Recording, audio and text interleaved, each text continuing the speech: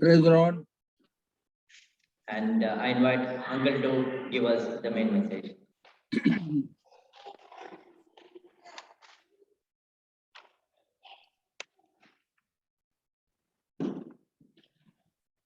Greetings to you all in the name of the Lord Jesus Christ from House of Fellowship, New Delhi. We thank Thee for all your prayers on our behalf, and we want to tell you we are also praying for you. Shall we pray? Our loving Heavenly Father, our gracious and wonder-working God, we thank Thee for Joint Christian Fellowship in London. We thank Thee for all the believers, their family, children, as they have gathered through Zoom and YouTube, as they would like to listen to Thy word with great expectations. O Lord, watch over us. Let Thy voice be heard, Thy presence be experienced by every one of us. Heavens may be opened unto us. The word that is eternally settled in heaven may be released unto us and satisfy our hearts by the fatness of Thy house. We thank Thee for all those who are instrumental so that these meetings could be held online, not only here, all over the world. Watch over our people, preserve Thy people, committing all of us into the loving hand. Unworthy servant as I am, I commit myself unto Thee. Wash me, cleanse me, sanctify me by Thy blood, so that I may be used for Thy glory. So, loving Father, we commit and commend ourselves to the loving hand, expecting great things to happen in our midst as we trust Thee, serve Thee, follow Thee. Pray with thanksgiving in Jesus' precious name. Amen. Amen. We praise God for this wonderful occasion where we have gathered together in the presence of the Lord. Whenever we gather with an intense desire to hear the voice of God, He is available to us to speak to us because He is the true and the living God. He said, I am alive forevermore. That is why He is available at any time when you have a desire to hear His voice in various means. He will speak to us.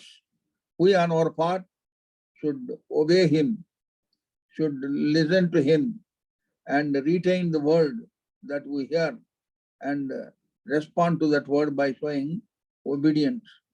Now, before going further, shall we read Acts of the Apostles, chapter 10, verse 35. Book of Acts, chapter 10, verse 35.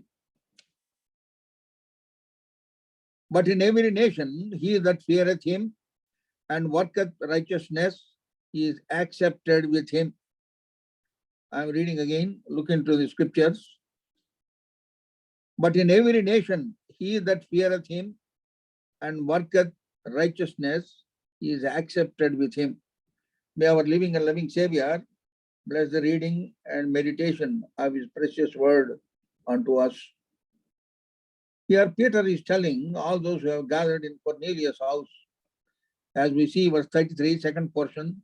Now therefore are we all here present before God to hear all things that are commanded thee of God. Here we have a wonderful picture of the cottage meeting being held in the first century. And see what Cornelius has done, verse 24, 10:24. And the morrow after they entered into Caesarea, and Cornelius waited for them and had called together his kinsmen and near friends. He called all his friends, the relatives nearby for the meeting. So that's why he says when Peter came, he said, now therefore we are all here present before God. See what he says. To hear all things that are commanded thee of God. So whatever is commanded thee of God, you say those words. That is what he's saying. That is what it is. There is a note of advice, counsel for the ministers of the word of God. Whatever is Lord has commanded us to release, only that without filtering, without adulterating that word, we should release as it is for the benefit and the blessing of God's people. Now here we find the last line of verse 35 is accepted with Him. When the Lord would come again, as we know, at any time He can come. When He would come again, we should be accepted of Him. We should be accepted by the Lord Jesus Christ. It is not that we are going to go there. We have to be received by Him. If you read very carefully, the verse in John's Gospel, chapter 14, verse 6, chapter 14, verse 3. There it is very, very clear what would happen when he would come again. And if I go and prepare a place for you, I will come again and receive you unto myself, that where I am, there ye may be also. It says, well, I will come again and receive you unto myself. We have to be received by him. That means we have to be accepted by him. If you go to the 5-star hotels or 7-star hotels, any number of big hotels in any city, cosmopolitan cities, on the main door, very big door would be there. In India, actually in Delhi, there would be a very tall Sardarji, very hefty man, almost 6.5 feet tall guy would be there standing at the gate, the main door of the hotel. There we will find one a brass plate hanging at the door. Rights of admission reserved. Rights of admission reserved. That means you have to be accepted. It is up to them to accept you, to receive you inside the hotel. So when it comes to the heaven, how can you just go? How can every Tom, Dick, and Harry can enter into heaven? You have to be received by him. You have to be accepted by him. That is the thought Peter is conveying when he opened his mouth and started saying in the very beginning itself, he says these words. By this, Acts of the Apostles, chapter 10, verse 35. But in every nation, he that feareth him and worketh righteousness is accepted with him. So in order that we may be accepted of him when he would come again, the word of God is saying very, very clearly in unmistakable terms that there are two things essential, imperatives. They have to be there in our life. One is fearing God, he that feareth him. And second thing is, who worketh righteousness, who shows forth righteousness, the works of righteousness. That means those who fear God. Secondly, those who are righteous. These are the two categories of people who would be accepted. That means in every one, these two things should be there. These are the musts in our life, fearing God and righteous life. Lord is going to come again. As we see things happening around us, the time is already matured. The day of the coming of the Lord is at hand. He is going to come at any time. If you read Matthew's Gospel, chapter 24, verse 7, there he talks about the condition of the people, the situations when he would come again. For nation shall rise against nation, and kingdom against kingdom, and there shall be famines and pestilences and earthquakes in diverse places. So this is how the Lord Jesus Christ said the signs of his coming. When he would come again, what would be the situation? There would be nations against nation, kingdom against kingdom, and there shall be famines, and there shall be pestilences, and there shall be earthquakes in diverse places. Already these things are happening around us. When these things are happening, how much we should be alert and maintain our spiritual Christian life that Lord has given unto us so graciously by shedding his precious blood, that we may be found acceptable in his sight. In great detail, minutely we have to live for him. That means in a very practical way, we should please him, because we are accepted in the beloved. See, that is the first time we find in our case what has happened when we came to him. Ephesians chapter 1. Ephesians chapter 1, verse 6.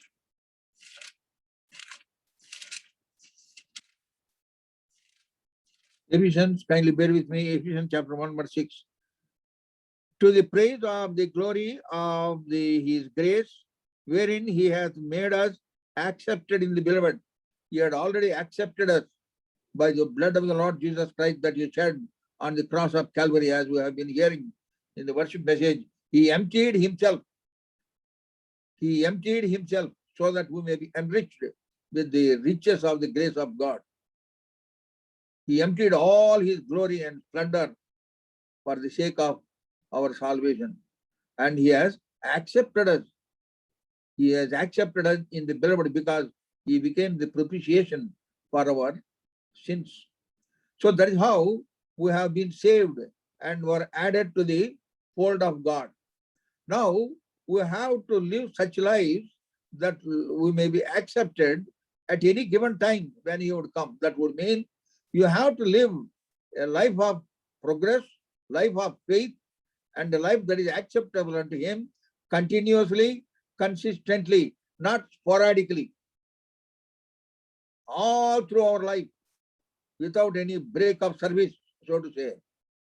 There was one man, a servant of God, who used to claim whenever there is a servants gathering in Andhra Pradesh, he would say, I will lead the meeting because I am the senior most among you. One another man said, hey, tera service to 5 saal cut gaya tha.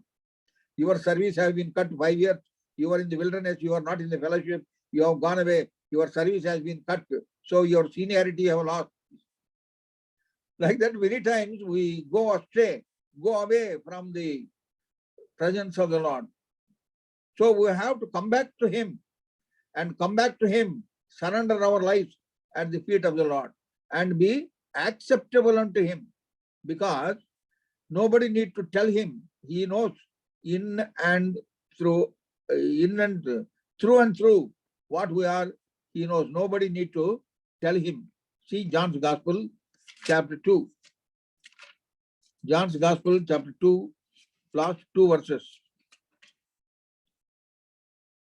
But Jesus did not commit himself unto them, because he knew all men, and needed not that any should testify of man, for he knew what was in man.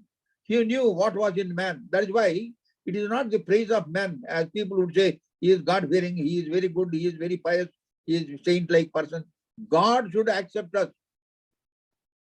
See 2 Corinthians chapter 10.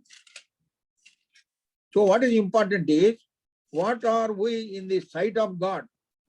As Lord would see us, how would he see us? See 2 Corinthians chapter 10, verse 18. For not he that commendeth himself is approved, but whom the Lord commendeth. Lord should commend us, Lord should certify us, Lord should approve us, Lord should accept us. So we need to look into the word of God and accept our present situation and resubmit ourselves, reconsecrate ourselves, resurrender ourselves, re-yield ourselves unto him. Lord, here am I have come. These are my weaknesses. Lord, accept me. According to John's Gospel, chapter 6, verse 37, in all sincerity and truthfulness, if you come to him, he will not throw you away. He will not cast you away. He will accept you. But you should come with penitential tears from your backsliding situation. Then you will be accepted. So we need to be accepted. Where he will accept us? In the place where God has appointed, there he will accept. That is the word of God says. We have to be very, very clear on this. See, Deuteronomy chapter 12, 13 and 14. You should be in the right place. Many people who are right, but they are in the wrong place. 13 and 14, Deuteronomy chapter 12.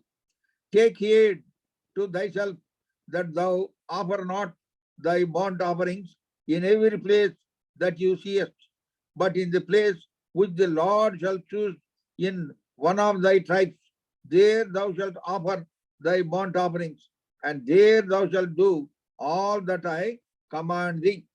And verse 11 also, then there shall be a place which the Lord your God shall choose to cause his name to dwell there.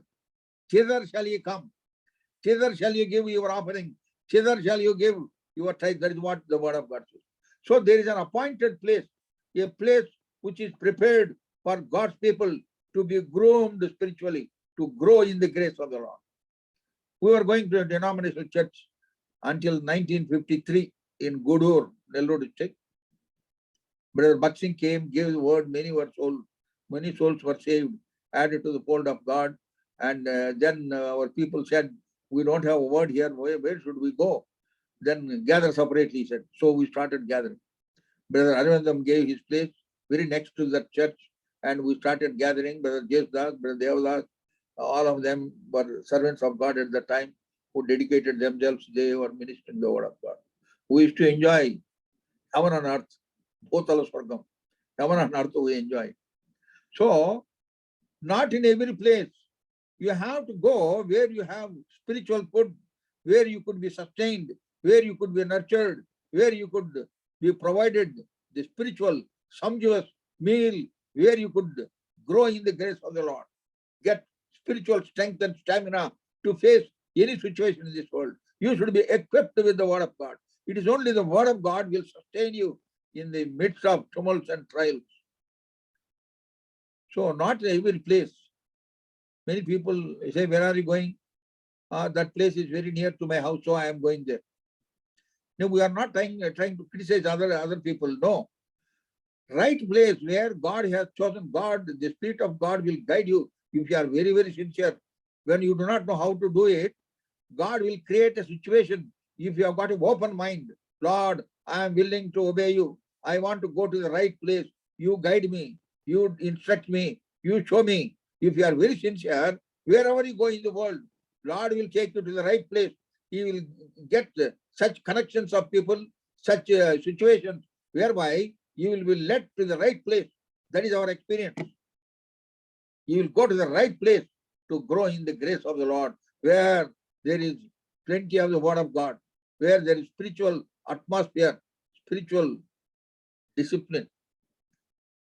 In our assemblies, people seeing the discipline, I am talking about 50s and 60s.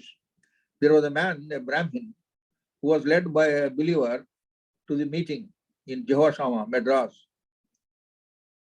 He was not willing to go, but that his friend constrained him to go with him. So he accompanied because of the friendship. This man told me afterwards, he became the elder of one assembly in Madras. So he told me, Rao, when I went into the Jehoshama compound, I saw a total atmosphere, different, totally different from where I have been going to the temples and other places. Totally different. Everything is, there is a discipline within the compound. Cycles on one side, auto, two-wheelers on one side, cars are one side. It is a very big compound. And also, sisters on one side, brothers on one side, more than 1,000 were sitting, and there is a man standing in the pulpit, and all the eyes are focused on him, and he was sharing some word. People with great reverence, they are listening to the word of God. Whenever he was referring to some scripture, they were also turning. And when he said, let us pray, everybody knelt down. So that man told me, seeing that very discipline, God spoke to me. Through that, he was led to the Lord. Ultimately, he was born again when somebody shared the word of God, and he became a wonderful believer. Now he is the elder of one of the churches in Madras, Chennai. So you have to go to the right place where you would be fed, where you would be taken care spiritually. One young sister told us when she came for special meetings, we invited some brothers outside, some sisters from Hebron. They were all there for the meetings. And the sisters, when they met this girl, they asked, the first question was, are you born again, Betty? Are you born again? She could not understand. She got flabbergasted. What is this? She is asking. No, I don't know what you are saying. Then she was taken aside and she was instructed in the word of God, and she was born again. Then afterwards she testified when she gave the testimony. I was going for several years to one place. Nobody asked me this question. Nobody, neither the pastor nor the elders of that assembly asked me, are you born again? It was like a social gathering. When they come, they say hi. After the meeting, they say bye. Hi, bye fellowship. When I came to this fellowship, there are people who are concerned about my spiritual life. That is the right place. That is what I am saying. I am not talking about any denomination for anything. Right place you should go where your spiritual needs are met, and they could be met only from the heavenly throne in the right place. So that is how you would be groomed and be prepared for the coming of the Lord Jesus Christ. In Matthew's Gospel 24, we read that there would be signs like this. There would be pestilences, there would be earthquakes, and nation against nation, kingdom against kingdom. and there would be problems like this. And nobody knows when he would come again. See, 24, verse 42. Matthew's Gospel, 24, verse 42. Watch, therefore, for ye know not what hour your Lord doth come. You know not when he is going to come. Verse 44. Therefore, be also ready, for in such an hour as ye think not, the Son of Man cometh. When you don't even think he would come at such a time, all of a sudden he will come in all glory and splendor. So that is why we have to be ever ready. There is a warning here, very clear warning. I am going to come. I come very quickly. I come soon. I come quickly. Hold fast which thou hast. Such expressions resound in the word of God. But yet, this man is not moved. A believer of today is not moved. Now think of the COVID-19. 2019, toward the end and the beginning of 20, there was havoc all over the world. COVID. Nobody, even in the hospitals, doctors are not bothered about other patients because hospitals are full of the COVID patients. No room for anybody. Such a havoc it played. Many people, lakhs have died. So there is a fear of COVID all over the world. But alas, there is no fear of God. There is a talk about COVID. So when the COVID enveloped the whole earth, among the relatives and friends, there were a lot of phone calls to and fro, messages, YouTube and Zoom and so many things. Advisors, counseling is going on. Take hot water 3 times a day and take that steam 5 times a day, or put turmeric powder in hot milk and stir up and drink. So much of counseling was going, so much of alert they are passing on to others, and they are counseling others, telling others, beware of COVID, don't go outside without mask, wash your hand, take the sanitizers. All these things were there because of COVID. Now in the word of God says, I will come soon. You do not know when I will come again. Word of God is saying repeatedly. No, nothing is happening. Have you ever, I want to ask you, have you ever told the other brother or sister in the fellowship or outside, your relatives and friends, Lord is coming soon. Are you ready? Have you read the word of God today? Are you ready if the Lord would come today? No, because we hear these words, because hearing, nothing is happening. We have developed some sort of immunity to the word of God. Is it not a fact that Lord would come again? If it is a fact, how come you are not sharing this to your friends?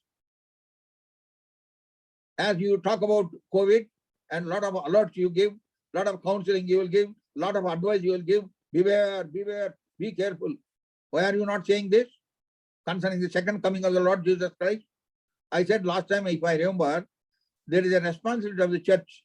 There is a twofold responsibility, twofold burden. The first thing is, tell the world that the Lord Jesus Christ is going to come again whenever you go for open air, by any means, whenever you talk about anybody else in the world. Lord Jesus Christ is going to come again. The coming of the Lord, that very thought, will separate us from the rest of the world. And secondly, remind God's people in the church again and again, somehow or the other, remind them the Lord Jesus Christ is going to come again. Lord is coming again. Are you ready? Are you ready to be with the Lord? God gave me one song concerning the verse in Colossians chapter 1, verse 27, where it says, Christ in you, the hope of glory. That I composed in Hindi, and also recently when I was going to Hyderabad, I put it in Telugu also. And this song has been spread all over now. In some place in America, this song was being sung in Telugu. There is a verse, when they came to that verse, they stopped singing, it seems. One brother told me. When they came to that verse, stopped singing. I have put Philippians chapter 1, verse 21 and 23 in that verse. Here, let me read for you. Philippians chapter 1, 21.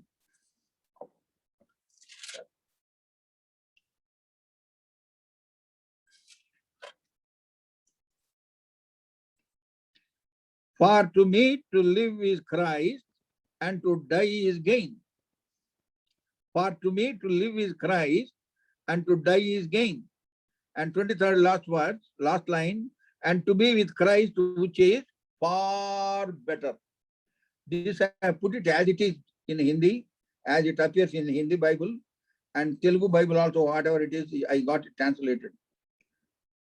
Na mattu kaite bratukuta Kriste chavaite naku ento labam.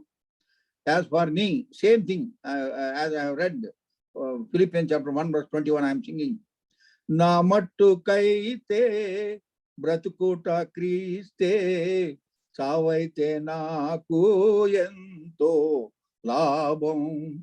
Kristuto nunda నాకెంతో మేలు, క్రీస్తుతో నుండా నాకెంతో మేలు.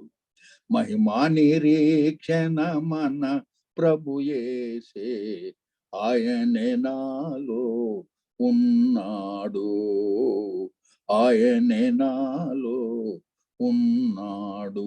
ప్రభు యేసు, ప్రియ యేసు, మహిమా నిరీక్షణ. So I was told when that they came to that verse, Namattukaite Bratukuta Kriste, they stopped singing. They could not identify themselves with that. Then the brother had to explain that is the reality. After sharing something and exhortation, then they started singing. It is not a suicidal desire. That is the reality. As for me, to live with Christ and to die is a gain. What a wonderful thing. So when the Lord is coming again, what type of people that we should be? We should be accepted of him when he would come again. So as we have been warning people concerning the COVID, the dangers of COVID, are we warning people, our relatives and friends, concerning the coming of the Lord Jesus Christ? What would happen if you are not saved, if you have not accepted him, if you are not living a life that is acceptable unto him, if you do not fear him, if you do not show works of righteousness, you will not be accepted by him. Are you telling others? Let us begin to tell, share. Immediately after saying, praise the Lord, have you read the word of God? With a lot of love we should ask and counsel. Are we ready to be with him? There are a lot of responsibilities on this earth as long as we live, for our families, for the church, and for so many things that we have to do. But you should be conscious of the fact that my Lord is coming again. Here there are two things mentioned. Before going further, we would like to see that. Acts of the Apostles, chapter 10, verse 35. I am reading that verse. Look into the Bible, please. But in every nation, he that feareth him and worketh righteousness is accepted with him. First condition is, he that feareth. He that feareth him. Do you fear God? There are two types of fears. I often say, there is one fear which is to be eliminated from our life, which should be removed, which should be eradicated, thrown out of our life. There is no need for any fear of life. There is another fear which ought to be cultivated. That is the fear of God. Firstly, see 2 Timothy chapter 1, verse 7. 2 Timothy chapter 1, verse 7, I am reading. For God hath not given us the spirit of fear, but of power and of love and of a sound mind. God hath not given us the spirit of fear. This fear should be eliminated. Fear not, I am with thee. The word fear not appears, many people say, 365 times. That means for each day there is one. Fear, fear not, fear not.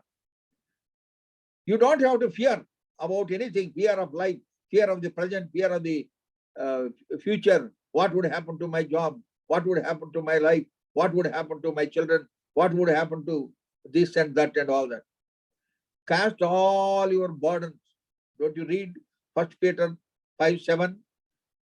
Cast all your burdens because he careth for you. We know it. We also preach about it, but we don't practice it. You don't have to have any fear. Fear not. God is with us. Again and again, I would like to repeat it. This fear has to go. There is no there should not be any room for that fear. But there is a fear which is to be cultivated. That is the fear of God. What is the importance of fear of God? If we read Ecclesiastes, chapter 12, verse 13, you will know the importance of the fear of God. Ecclesiastes, chapter 12, verse 13. Let us hear the conclusion of the whole matter. Fear God and keep his commandments, for this is the whole duty of man. After saying so many wonderful things, so many words of wisdom are there in Ecclesiastes, at the end of all such things, he says like this, let us hear the conclusion of the whole matter, conclusion of all that I have said. The sum of the whole thing is fear God and keep his commandment. Means that also means show forth works of righteousness. As you obey his commandments, he will show forth works of righteousness. First thing is fear God. This word fear God is very loosely used at home and also in the assemblies. As the servants of God or elders come home to visit, you introduce your children. This is Charles, he fears God. This is Grace, she fears God. Very loosely it is used. But if you go through the word of God, what it means when you say, I fear God, you should have a very clearer and surer understanding of this. If you fear God, your life would be different, totally different. Some of them we will see and proceed. The first thing we see here is concerning Job, chapter 1, verse 1 and also verse 8. Concerning him it is said, he is the just man and he fears God. Let us read that.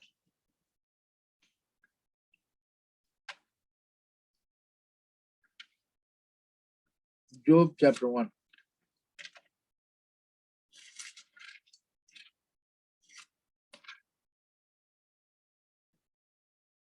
There was a man in the land of Uz, whose name was Job, and that man was perfect and upright, and one that feared God and eschewed evil.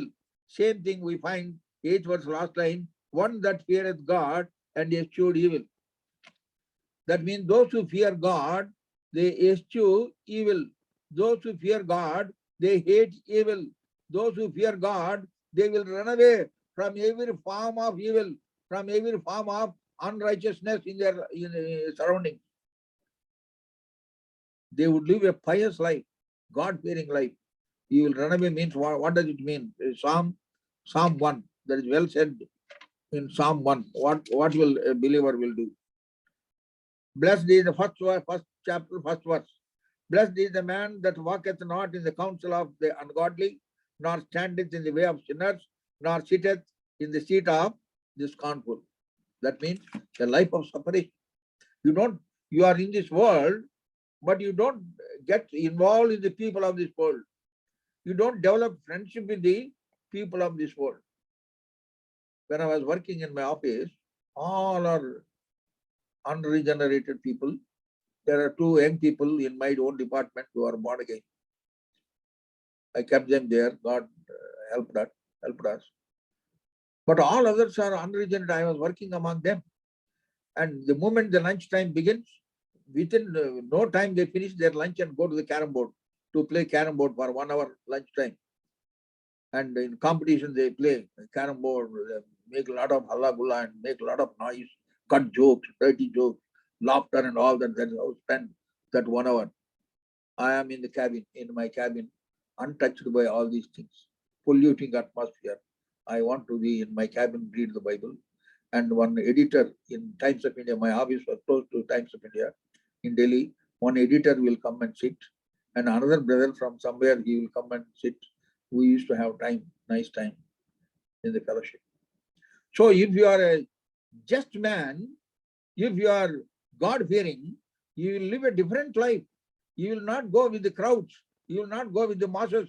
You will not go with the worldly people. You will live a life of separation. That is what Job lived. So those who fear God, what he will do? He will not do what others are doing. So the question is, do you fear God as Job feared God? Now, second thing is, we find in Genesis chapter 22, verse 12, concerning Abraham, it was certified, he was commended after he was prepared to sacrifice Isaac on the altar. He was stopped, and then the voice came certifying this. Now I know that thou fearest God. That we find in Genesis chapter 22, verse 12. Genesis chapter 22, verse 12. Now I know that thou fearest God. When he had put Isaac on the altar, the man, boy through whom all the blessings of the Lord should come to him. Lord made it very clear. It is not through Ishmael, it is through Isaac I will bless you. And Lord asked, sacrifice Isaac. And we are not going to detail to all those things. There's wonderful thoughts concerning. This much I want to tell you. When he has put something which was very close to his heart on the altar, God said, now I know. That word now is very important there.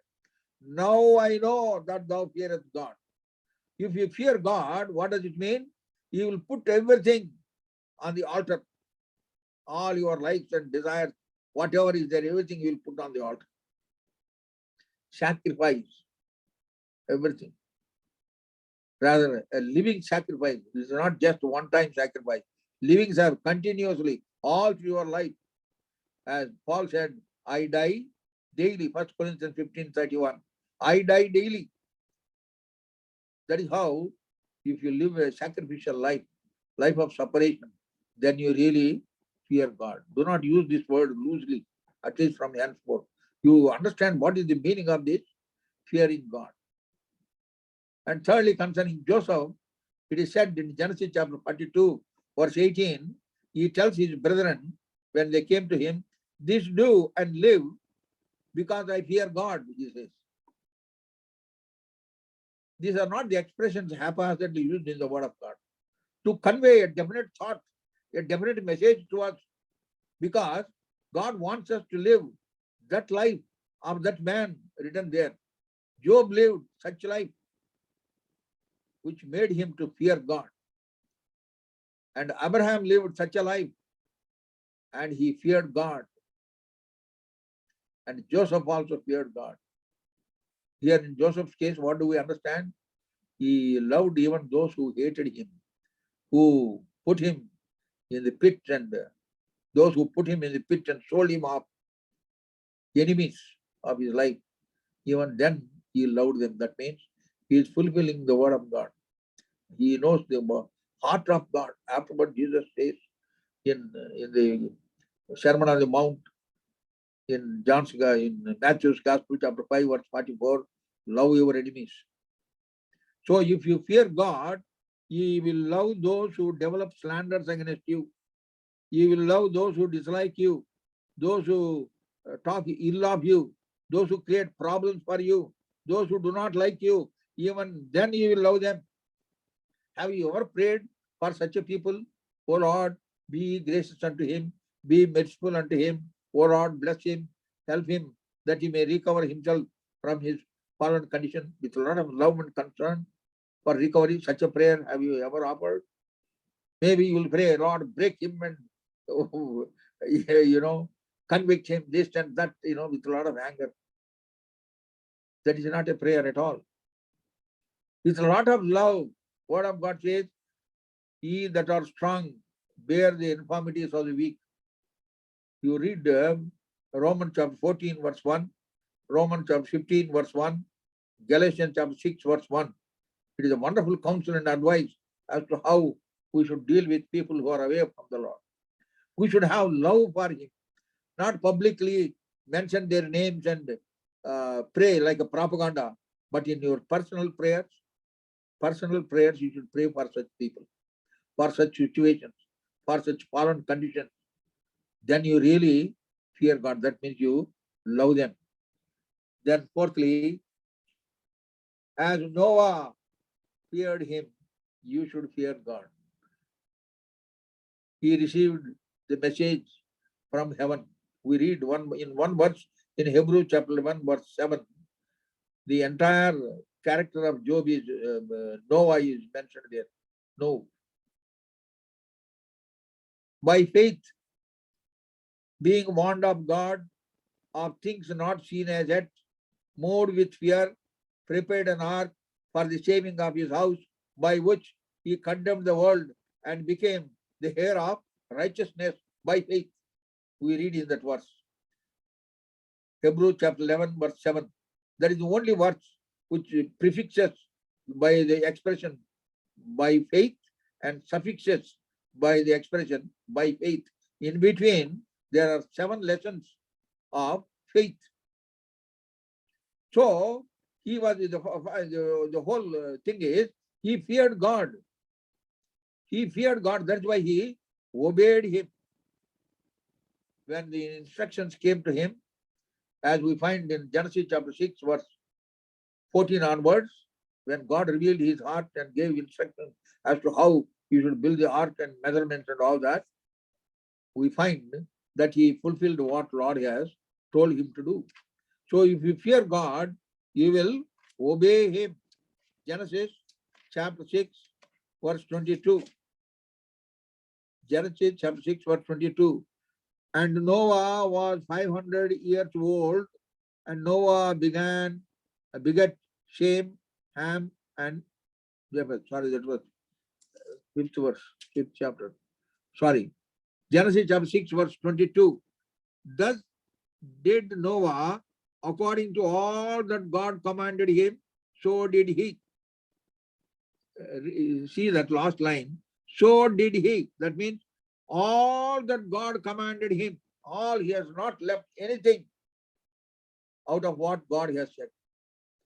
And he did not have a reminders to be given by some God servants or shepherds of the flock at that time. There was nobody to assist him. All that he had was the word of God from heaven.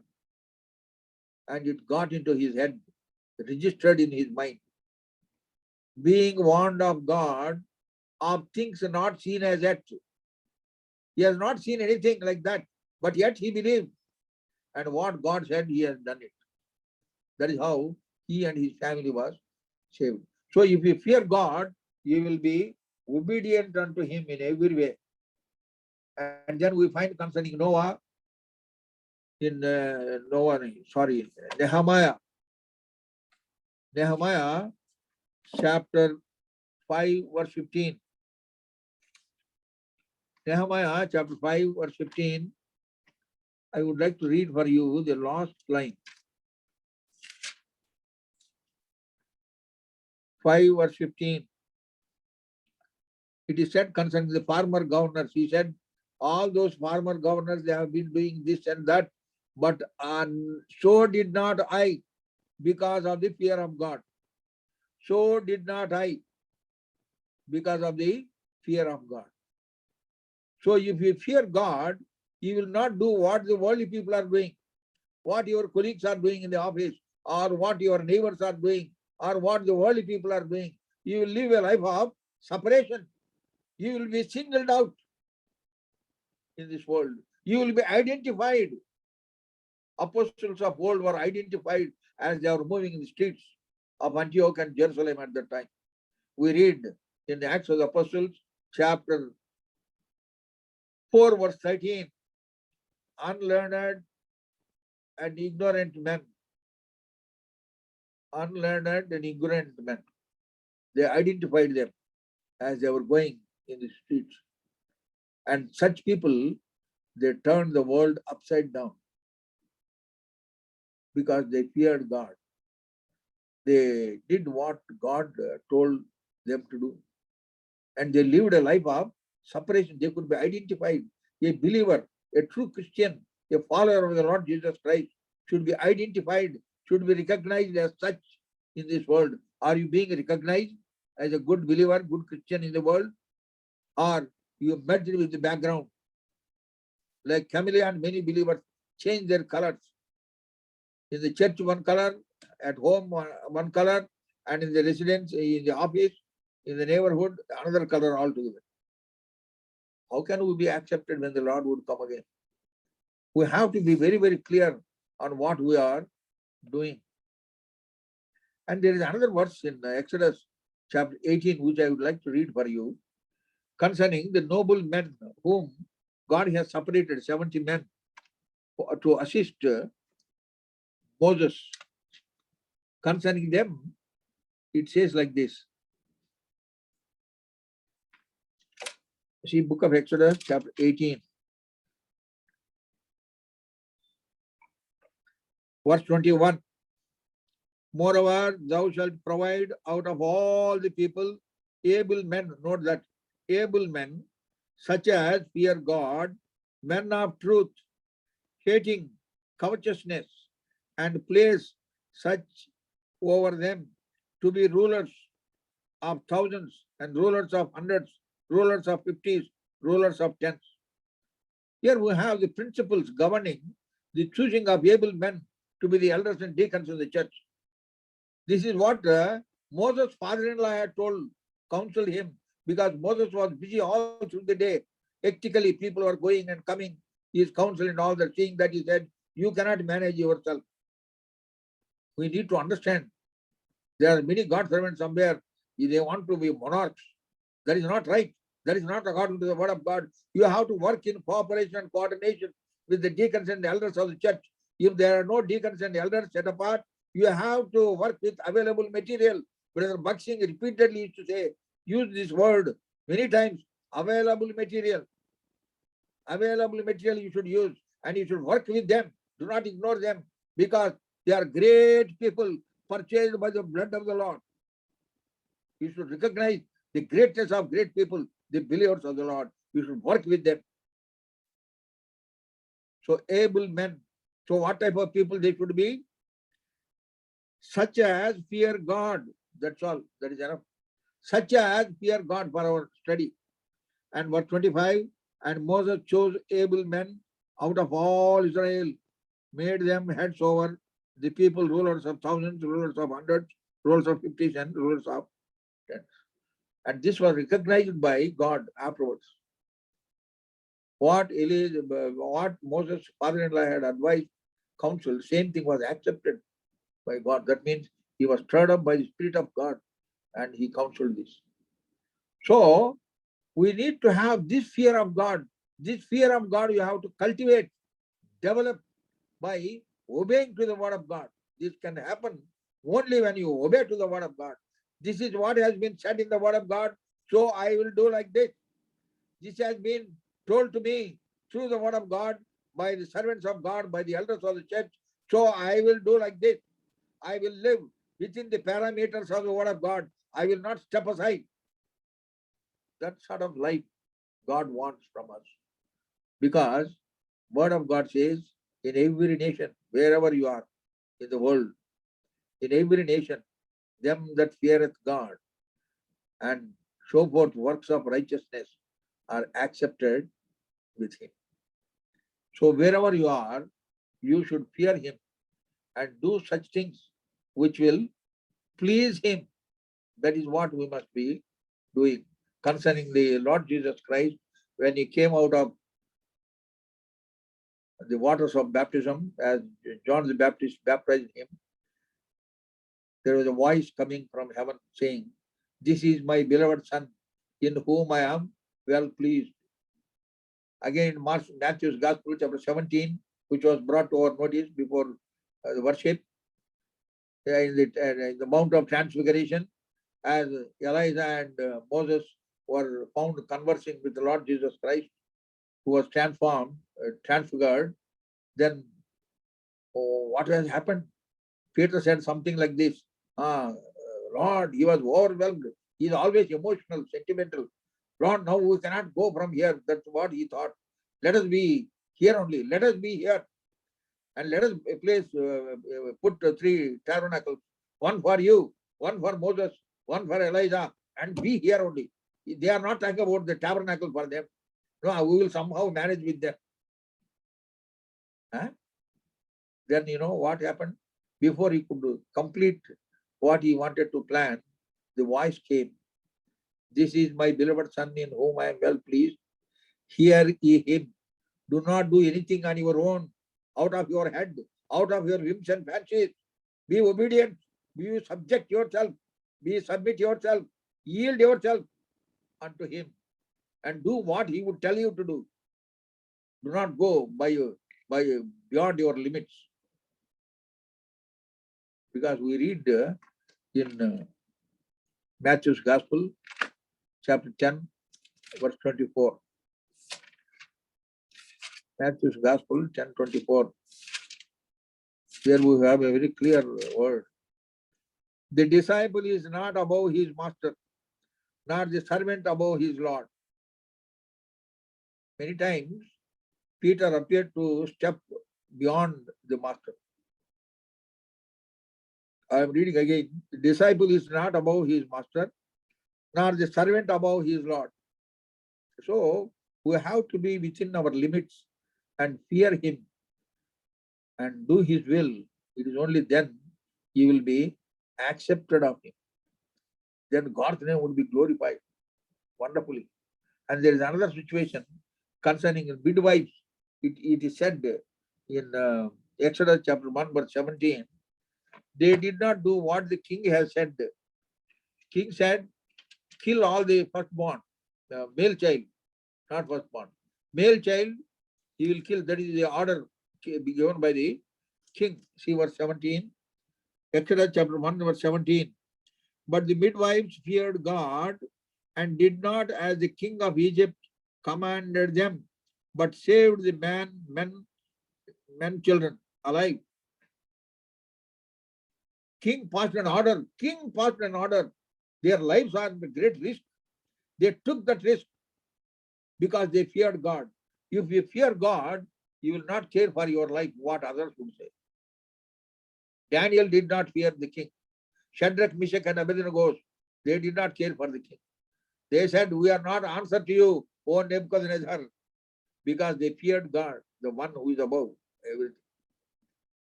So that is the fear of God. So this fear of God has to be cultivated, developed. It should increase, should be increased more and more. As you fear him more and more, then you will be drawn closer and closer unto him, so that you may have a very clearer, surer understanding of the Lord Jesus Christ. Then you will abandon yourself into the everlasting arms of the Lord. That is what the fear of God would do. Fear him. Many times people are not careful to listen to the word also. When the word of God is given, first you open the Bible, that's all. Afterwards, messenger may quote so many verses, you will not even turn the pages. At least for the sake of others who are watching you, you turn the pages so that you make an example for others. There was a man in our assembly, he is a messenger of God also. Young people used to talk about him and laugh. As they say, the moment the message begins, he will open the Bible and then Padmasan, he will sit very nicely. We sat on the floor, no? And then close his eyes. He poses as if he is in deep meditation, but he is sleeping. Others close by, young people, they hear that, Gurkha snoring. Slightly he snores and they hear.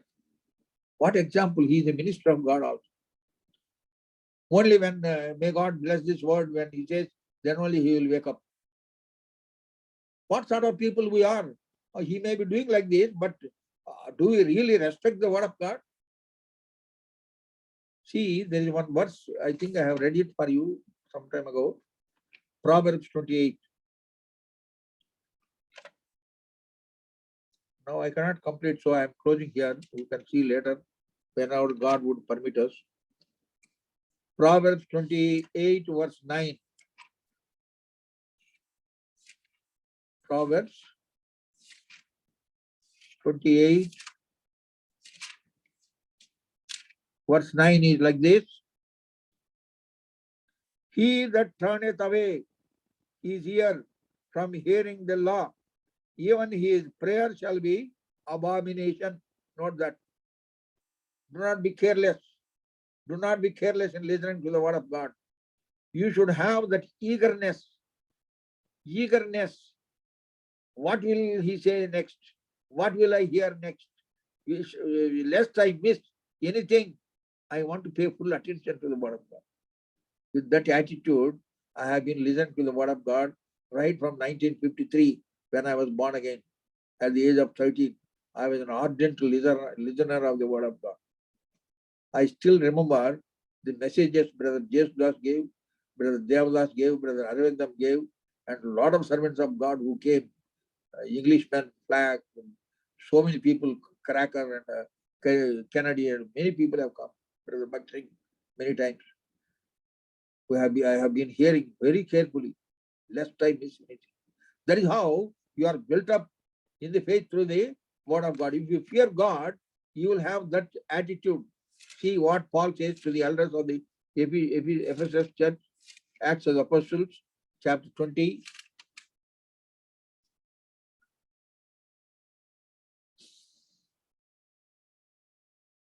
Verse 32. Acts chapter 20, verse 32. And now, brethren, I commend you to God and to the word of his grace, to the word of his grace, which is able to build you up and to give you an inheritance among all them which are sanctified. Able to build you up. The word of God, word of grace will build you up. So we need to respect the word of God. So as you respect the word of God, you will also fear him. The word of God says, in every nation, he that feareth God and show forth works of righteousness is accepted of him. So let us conclude here. The next concerning the righteousness, there is a great subject we can see later any time God will permit us. So when the Lord is coming again, we need to look into ourselves whether are we ready to be accepted by him. Are we in such a situation where God would say, in him I am well pleased. In him I am well pleased. See, concerning Lord Jesus Christ, there is a wonderful certificate given there in John's Gospel, chapter 8, verse 29. Concerning himself, he testifies how he obeys to his Father. John's Gospel 8:29. And he that sent me is with me.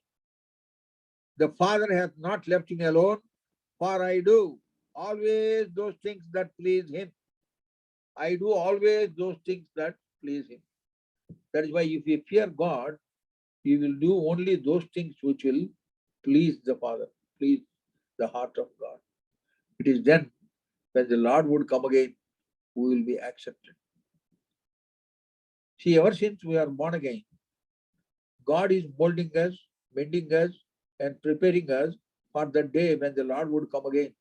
When, according to 1 John chapter 3, verse 2, we shall be like him when we see him as he is. That is a very mind-boggling statement. We shall be like him. That means the image that we have lost in Adam, we are going to regain through Jesus Christ. There was a sculptor who was working on a stone, very solid stone. He was working with his tools, bring out one image out of it. Somebody comes and asks him, hey, what are you doing? How could you see so many images already made? Sculptures are there. So how could you make all these things? And what are you doing? Cutting the stone. Then he said, there is already an image, wonderful image in this rock. I see that image is there, that figure is there. I am only removing the waste that is surrounding this image. I am only removing the waste that is covering and hiding this beautiful figure. I am removing only the waste. That is what Lord is doing unto us. He is removing the waste as you obey to Him, as you submit yourself unto Him, as you yield yourself unto Him, as you surrender yourself unto Him at the feet of the Lord. He removes that waste, and you will one day, you will be like Him. What a wonderful hope that we have in Christ. May God enable us to fear Him, and thus, when He would come again, we may be accepted of Him. May God bless this word.